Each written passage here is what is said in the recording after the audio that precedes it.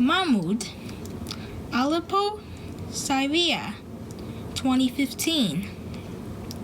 The afternoon adhan from a nearby mosque echoed through the bombed-out streets of Aleppo, the melodious, ethereal voice of the mu'adhin praising Allah and calling everyone to prayer. Mahmoud had been doing his math homework at the kitchen table, but he automatically put his pencil down and went to the sink to wash up. The water wasn't working again, so he had to pour water over his hands using the plastic jugs his mother had hauled from the neighborhood well. Across the room, Walid sat like a zombie in front of the television, watching a Teenage Mutant Ninja Turtles cartoon dubbed into Syrian Arabic. Mahmoud's mother came out of the bedroom, where she'd been folding clothes, and turned off the TV. Time to pray, Walid. Get washed up. Mahmoud's mother, Fatima Bishara, held her pink iPhone in one hand, and in her free arm she carried Mahmoud's baby sister, Hannah.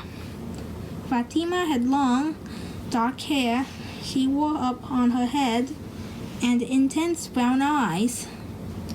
Today, she was wearing her usual around-the-house attire, jeans and the pink nurse shirts she used to wear to work. She quit the hospital when Hannah was born, but not before the war had begun. Not before coming home every day with horror stories about the people she'd helped put back together. Not soldiers, regular people. Men with gunshot wounds, women with burns, children with missing limbs. She hadn't gone nearly catatonic like Walid, but at some point it had gotten bad enough that she just stopped talking about it. When he was finished washing up, Mahmoud went to the corner of the living room that faced Mecca. He rolled out two mats, one for him and the other for Walid. Their mother would pray by herself in her bedroom. Mahmoud began without Walid. He raised his hands to his ears and said, Allahu Akbar. God is the greatest. Then he folded his hands over his stomach and said a brief prayer before reciting the first chapter of the Quran, the most holy book in Islam.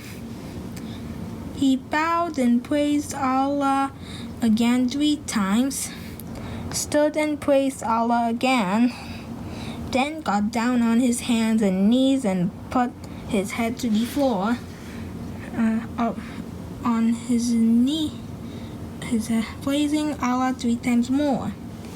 When he was finished, Mahmoud sat back up on his knees and ended his prayers by turning his head right and then left, recognizing the angels who recorded his good and bad deeds. The whole prayer took Mahmoud about 7 minutes. While he'd been praying, Walid joined him. Mahmoud waited for his brother to finish, then rolled up their mats and went back to his homework. Walid went back to watching cartoons. Mahmoud was just starting a new equation when he heard a sound over the Teenage Mutant Ninja Turtles theme song. A roar like a hot wind rising outside. In the second it took for the sound to grow from a breeze to a tornado. Mahmoud dropped his pencil, put his hands to his ears, and threw himself under the kitchen table. By now, he knew what an incoming missile sounded like. Zoom! The wall of his apartment exploded. blasting broken bits of concrete and glass through the room. The floor lurched up under Mahmoud and drew him and the table and chairs back against the wall of the kitchen. The world was a whirlwind of bricks and broken dishes and table legs and heat, and Mahmoud slammed into a cabinet. His breath left him all at once, and he fell to the floor with a heavy thud in a heap of metal and mortar. Mahmoud's ears rang with a high-pitched whine, like the TV when the satellite was searching for a signal. Above him, what was left of the ceiling like through sparks. Nothing else mattered in that moment but air. Mahmoud couldn't draw a breath. It was like somebody was sitting on his chest.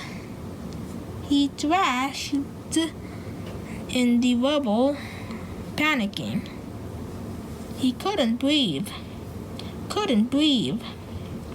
He flailed wildly at the debris, digging and scratching at the wreckage like he could somehow claw his way back to a place where there was air. And then his lungs were working again, raking in great gulps. The air was full of dust, and it scratched and tore at his throat as it went down. But Mahmoud had never tasted anything so sweet. His ears still rang, but through the buzz he could hear more thuds and booms. It wasn't just his building that had been hit, he realized. It was his whole neighborhood. Mahmoud's head was hot and wet. He put a hand to it and came away with blood. His shoulder ached and his chest still seared with every hard, desperate breath. But the only thing that mattered now was getting to his mother, his sister, his brother.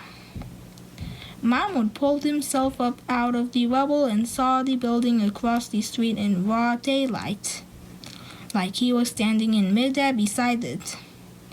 He blinked, still dazed, and then he understood.